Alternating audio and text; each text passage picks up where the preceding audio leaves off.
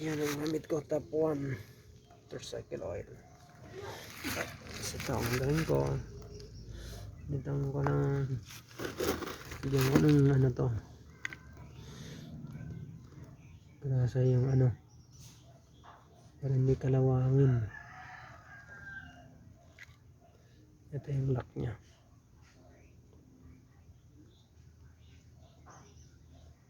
Doon sa ano yan, sa pin.